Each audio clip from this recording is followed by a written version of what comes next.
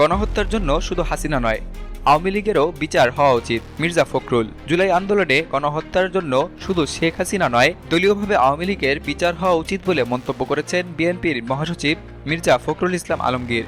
বুধবার রাজধানীর Agargaon neuro science হাসপাতালে চিকিৎসাধীন বিএনপি চেয়ারপারসনের উপদেষ্টা কাউন্সিলের সদস্য ডাক্তার আব্দুল কুদ্দুসকে দেখতে গিয়ে সাংবাদিকদের কথা বলেন তিনি। মির্জা ফখরুল বলেন, আওয়ামী লীগের নিপীড়ন, নির্যাতন, হত্যা, গুম খুনের সবথেকে বড় ভিকটিম আমাদের দল বিএনপি। গণহত্যার বিচারে উদাসীনতা রয়েছে অভিযোগ করে তিনি বলেন, দেশের হাজার মানুষ হত্যার দায় নিয়ে 11 মাস আগে ভারতে পালিয়ে যান জনরোষে পদচ্যুত স্বৈরশাসক শেখ হাসিনা।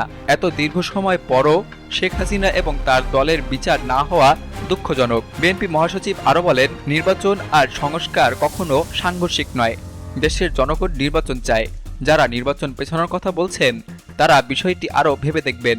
দেশ বাঁচাতে, জনগণের আকাঙ্ক্ষা পূরণে সরকারকে সঠিক সময় জাতীয় নির্বাচন দিতেই হবে। এ সময় দেশ পরিচালনা করা সব রাজনৈতিক দলের ঐক্যবদ্ধ থাকারও আহ্বান জানান মির্জা ফখরুল ইসলাম আলমগীর।